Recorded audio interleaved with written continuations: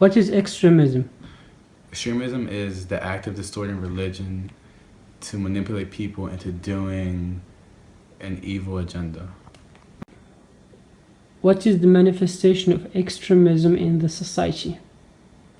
The manifestation of extremism in society is shown through terrorist attacks, the start of wars, the murdering of innocent people. Basically, that's it. What do you think about extremism? I think about extreme. Go. Cut. Go, man. It will get edited. Oh, sorry.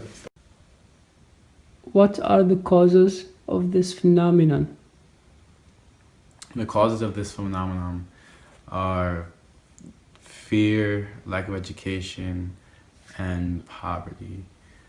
Most of these people are living, really poor, and they don't have the resources such as internet or books to know, the what's right from wrong.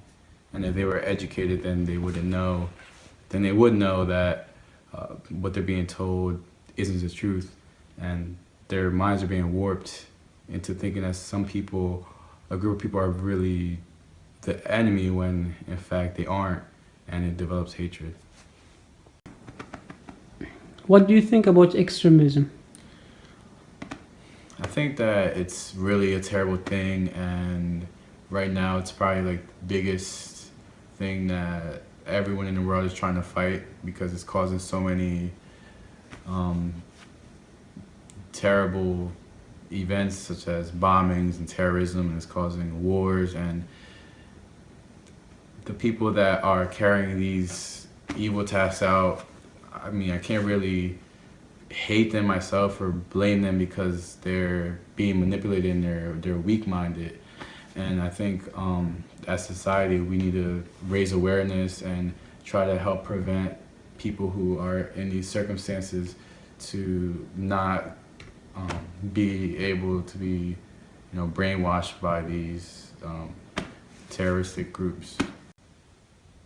How can we fight extremism?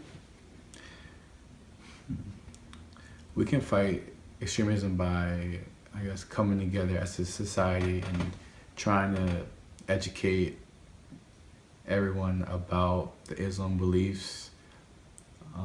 Basically not judging people based on a religion, and getting to know about it. Like, for example, being in the military, I had a couple friends that were Muslim, and I had my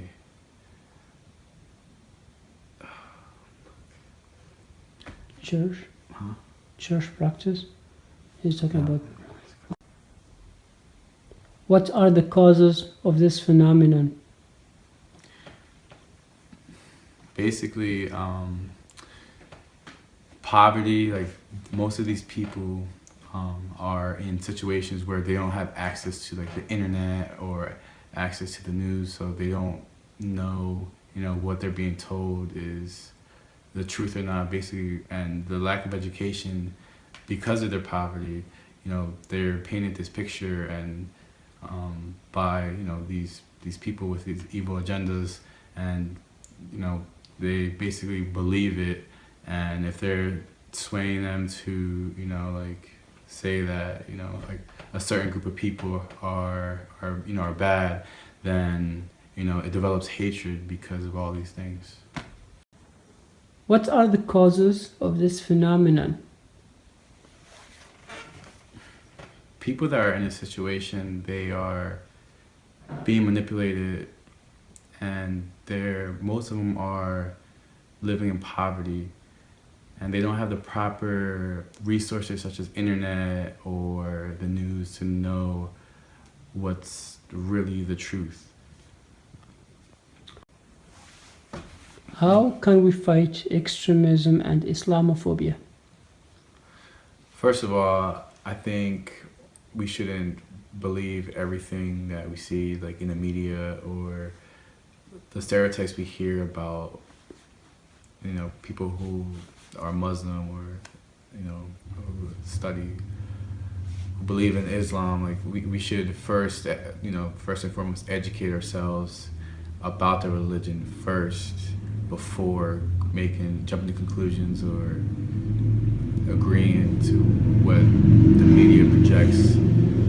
Also, I feel as though we should get to know like the people themselves, because not every religion has their good and bad people, but you shouldn't let a small group of people dictate, you know, millions of other people. So basically educating yourself and having an open mind to, you know, meeting, you know, people who are Muslim and not believe in everything you see or hear. And how about your experience with friends who are Muslims? How do you think about your experience? Did your experience with them change the way you think about Muslims, or your experience in the military? Yeah, sure. Yeah, for example, like when I was in basic training, I had one of my best friends was Muslim, and I really never had. He was my first Muslim friend, and I really didn't understand. You know, he would pray 3 times a day. He wouldn't eat certain food, and you know, basically, you know, I thought maybe he wouldn't. He would be different because of his beliefs, but he was basically a normal person like me. He just had different beliefs, and I was, you know, very open with it. You know, I'm a Christian, so, you know, I had a lot of questions, and I was just open to it, and I was very interested. And I went to a couple of his church services, and you know, it was really good to expose myself to that, because I learned a lot, and you know, I understand, you know, the religion, and I see that, you know, like they're people just like me and you. It's just they just have a different belief. So do you think that Islamophobia is a phenomenon that every society has to fight, or only Muslims are the only people that need to fight this phenomenon, which affects how other people from other societies look at Islam as a religion? Basically, how the media projects Islam, you know, since I guess like 9/11 and everything you see on the news, I would say that for the most part, like the world and society does have, you know, like a label on Islam as them all being extremists, when that's not really the case. So yes, it should be fought, and there should be awareness, and people need to educate themselves, and you know, feel like we need to come together as a society to try to help and fight this stereotype that has been cast upon them.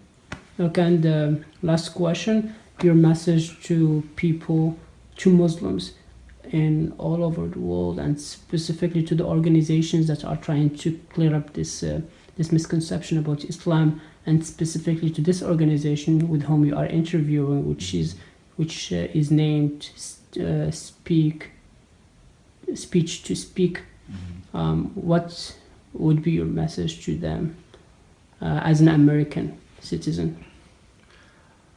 Basically, what I would say is, you know, continue to try to raise awareness, continue to reach out to different type of people, not just Americans, you know, to different countries. And you know, in America there are a lot of, like I'm Spanish, so there are a lot of different ethnicities.